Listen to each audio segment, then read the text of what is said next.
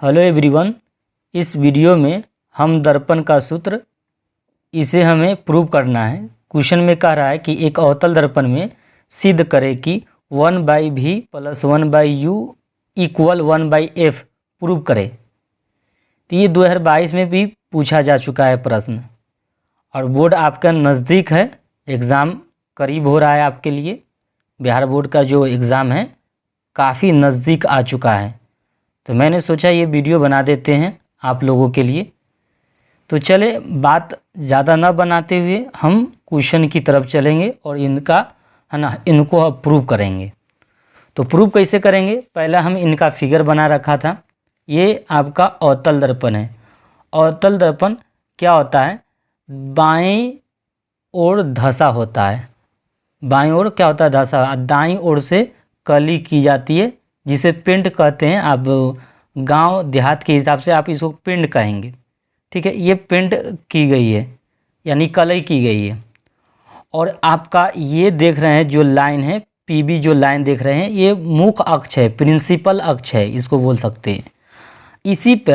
इसी मुख्य अक्ष पे एक वस्तु ए बी रखे हैं। इस ए बी से लाखों करोड़ों किरणें निकल रही है। मुझे 2 ही किरणें की ज़रूरत थी, बहुत यहाँ से किरण निकल रही है, तो मैं सब की किरण की बात नहीं कर रहा हूँ, केवल 2 किरणें की बात कर रहा हूँ। एक किरण ऐसा लिया जो पर है ना सीधा मुख्य अक्ष के समानांतर क्या हुआ, वो किरणें गई और दर्पण से टकराई, तो वो फोकस होकर गुजरी है। देखिए ये इधर इस तरह आ रही थी, सीधा आ रही थी। और जानते हैं कि कोई भी प्रकाश सीधे ही रहता है, सीधे ही आती है, तो सीधी आई और दर्पण में, ये दर्पण है आपका M और M1 क्या है, एक दर्पण है। इससे टकराई और फोकस होकर गुजरी। ये तो एक किरण हो गया। एक और किरण मुझे लेना था। एक किरण ऐसा लिया जो वक्रता केंद्र से गुजरा है। देखिए वक्रता केंद्र है, इससे गुजरा है। जब वक्रता केंद्र से गुजरती है ना, वो किरणें उसी पर लौट जाती है, क्योंकि यहाँ वक्रता केंद्र पर 90 डिग्री का होता है कोण, तो इसलिए जैसे आया वैसा लौट गया। तो इस ए बी का प्रतिबिंब कहाँ बन गया, देखिए A' B' बन गया। तो ये आपका क्या हो गया, ये A' और B' ये प्रतिबिंब क्या हो गया, ये प्रतिबिंब है किसका, वस्तु का। ये वस्तु ए बी का प्रतिबिंब है। तो मैंने इस पूरे को आपको समझा दिया है। आपको पता है कि अवतल दर्पण है, M1 अवतल दर्पण है। क्यों है, मैंने पहले रीजन बता दिया है। और प्रश्न में यही मुझे सिद्ध करने के लिए कहा जा रहा था। तो मैंने पहला लिखा, क्या लिखा, इसी फिगर को मैंने देखा। M1 एक अवतल दर्पण है जिसका ध्रुव बीचों बीच है ना, दर्पण का बीचों बीच क्या है, तो बीचों बीच जो पॉइंट होते हैं उसी को ध्रुव बोलते हैं। यहाँ पॉइंट जो है ना उसको हम ध्रुव बोलते हैं, अंग्रेजी में पोल बोलते हैं। तो मैंने यहाँ ध्रुव लिखा है, जिसे पी पोल बोलते हैं, इसलिए पी से चूज किया। वक्रता केंद्र क्या है, वक्रता केंद्र ये है, तो सी है, वक्रता केंद्र सी है। अब वस्तु की दूरी इसमें बोला जाए तो कौन है, तो आप कहेंगे BP, क्योंकि वस्तु की दूरी यही ना BP है।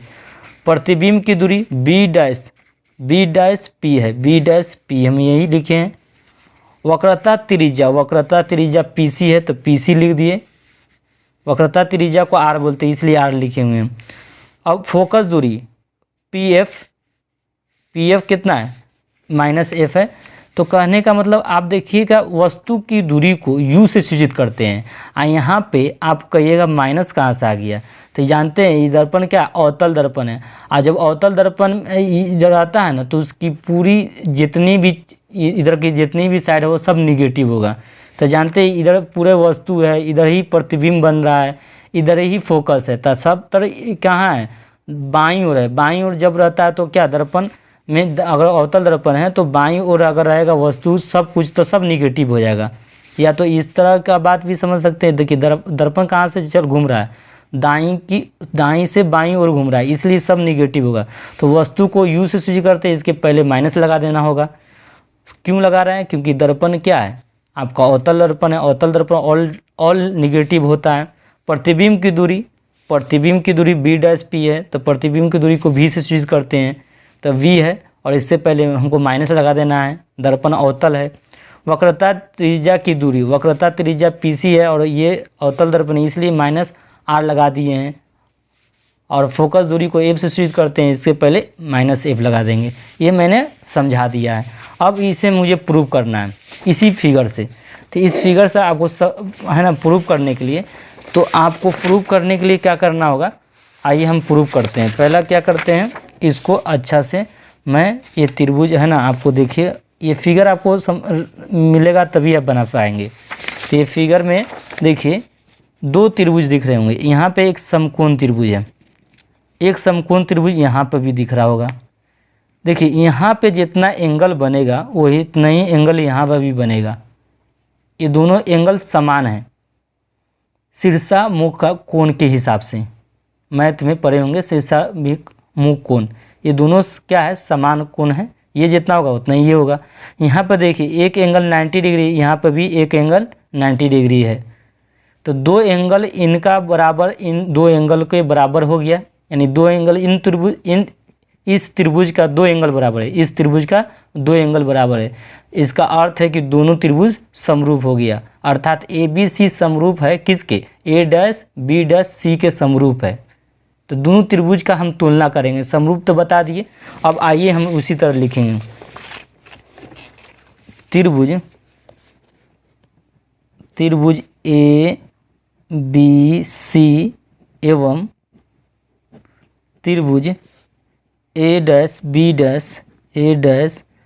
डैश सी समरूप है।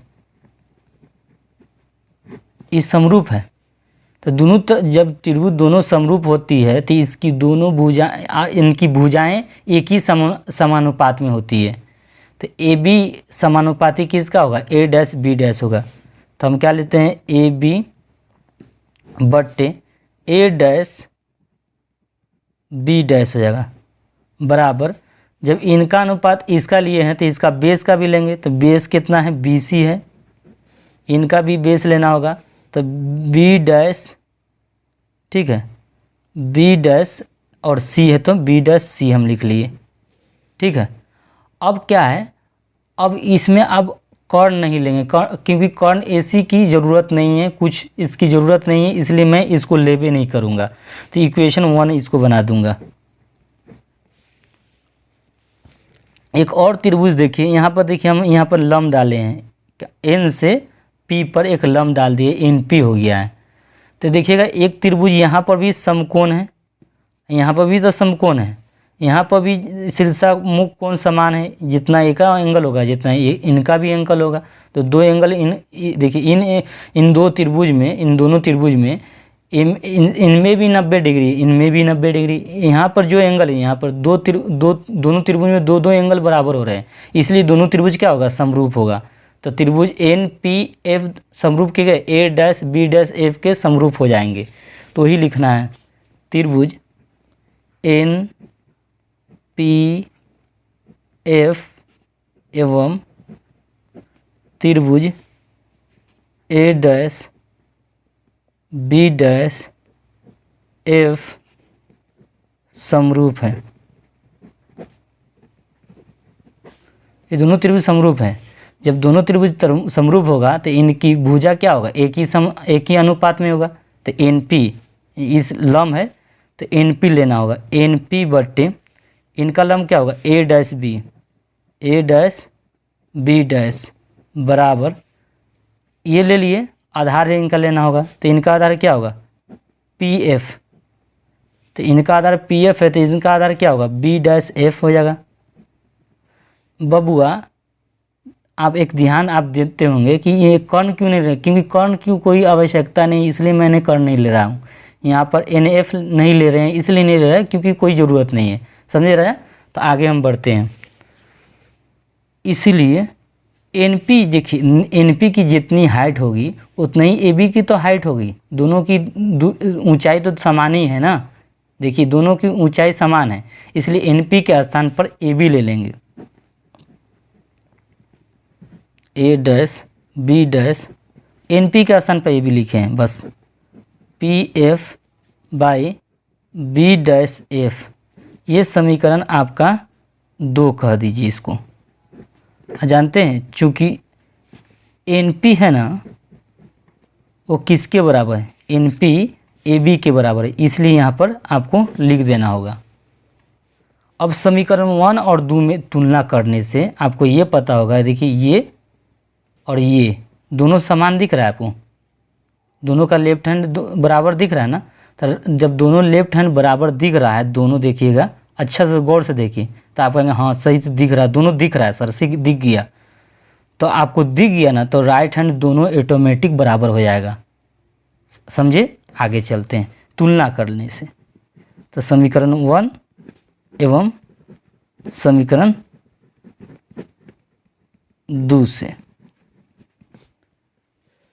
तो यहाँ पर B C by B dash C बराबर P F by B dash F, ये दोनों बराबर हो गए। अब इसीलिए बी सी देखिए, बी सी की दूरी हमें चाहिए है, बी सी ये दूरी मुझे पता करना है। तो ये बी सी कैसे पता कर सकते हैं, तो हम क्या करेंगे, बी पी में से बी सी पी सी घटा देंगे। बी पी में से अगर पी सी काट के हटाते तो बी सी निकल जाएगा। समझे राजा, तो आप समझ में आ गया होगा, तो मैं वही लिख रहा हूँ। बी सी के स्थान पर क्या लिखेंगे, B P minus P C. देखिए बी डैश सी मुझे क्या चाहिए, बी डैश सी। तो बी डैश सी कहाँ है आपका, ये दूरी निकालना है मुझे।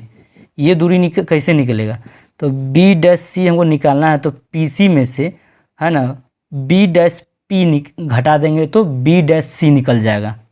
तो यहाँ पर वो भी काम करेंगे, पी सी में से बी डैश पी घटा देंगे बराबर बी, देखिए यहाँ पी एफ तो हमको पता है इसकी दूरी माइनस एफ होता है, ये पता है, इसलिए इसको रहने देंगे, इसको छेड़खानी नहीं करेंगे।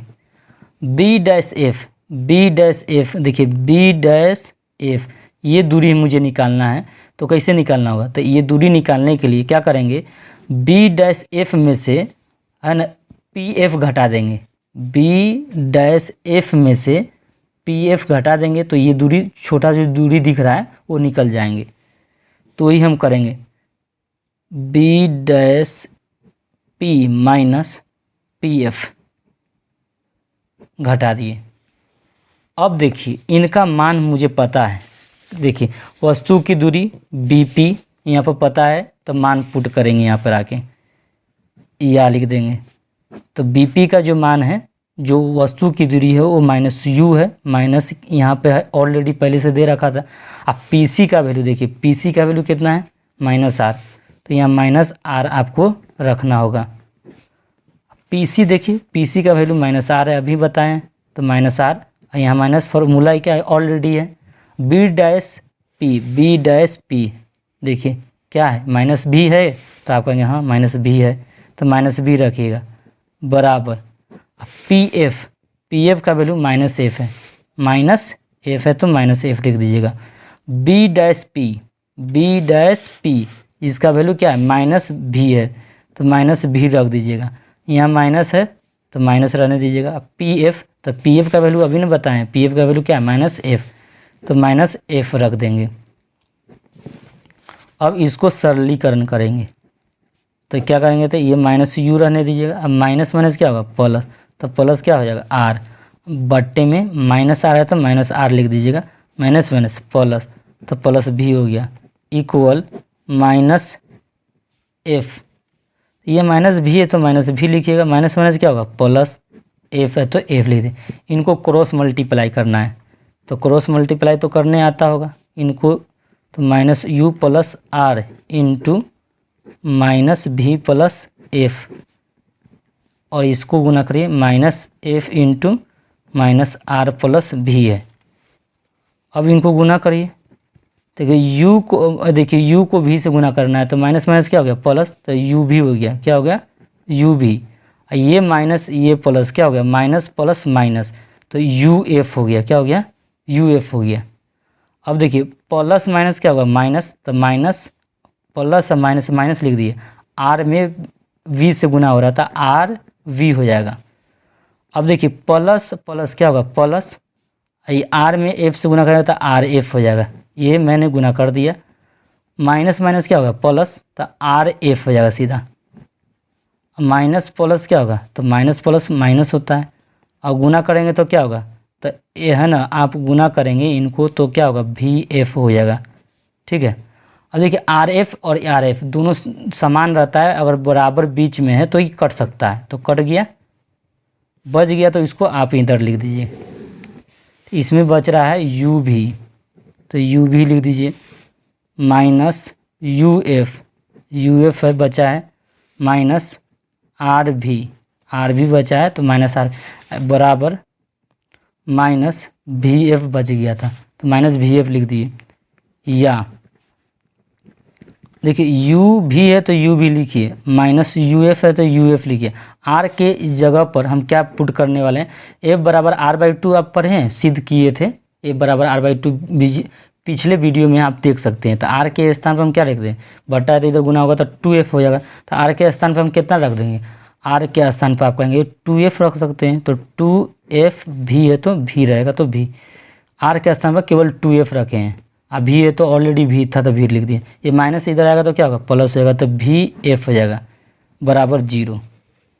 या लिखिए यू भी, तो यू भी लिख दिए, माइनस यू एफ है तो यू एफ, देखिए यहाँ पर 2f भी है, यहाँ पर एगो भी एफ है, तो घटेगा तो माइनस क्या होगा, एफ भी हो जाएगा, क्योंकि 2f भी में से एफ भी कट जाएगा, दोनों समान है तो घटेंगे, तो एगो घटेगा तो माइनस एफ भी हो जाएगा, इक्वल कितना हो जाएगा 0।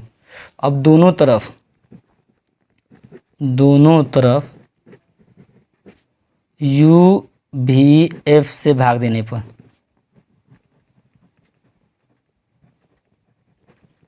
भाग दीजिएगा, तो भाग दीजिए, यू भी इसमें भाग देना है दोनों तरफ में, तो इसमें यू भी एफ, इसमें भी भाग दीजिएगा यू एफ, तो यू भी एफ माइनस एफ भी में क्या, यू भी एफ से भाग देना है, इक्वल कितना होगा 0, यू भी एफ से भाग देना है, तो ये देखिए यू से यू कट गया, भी से भी कट गया, तो यहाँ क्या बच गया 1/f, माइनस का माइनस, u से u कट गया, f से f कट गया, तो इसमें बच गया कितना 1/v हो गया, ये हो गया ना v। अब देखिए v से v कट गया, f से f कट गया, तो इसमें बच गया कितना 1/u इक्वल, इसमें देखिए किसी भी संख्या अगर 0 रहे ऊपर और कितनों भी संख्या नीचे रहे भाग देंगे तो 0 ही हो जाएगा, बात खत्म। अब ये देखिए क्या करना है, देखिए माइनस भी को इधर ले जाएंगे दाहिनी ओर, तो क्या हो जाएगा प्लस हो जाएगा, तो ये बच जाएगा, देखिए इसको है ना ये, तो इसको हम ले आना चाह रहे हैं इधर, तो क्या होगा प्लस हो जाएगा, इसीलिए 1/v इसको भी ले जाएंगे तो क्या होगा प्लस हो जाएगा 1/u, आई बच जाएगा कितना 1/f। यही प्रूव करने के लिए कह रहा था, मैंने प्रूव कर दिया है। तो दोस्तों आपको समझ में आया होगा, तो है ना, आप कह सकते हैं कि सर समझ में आ गया।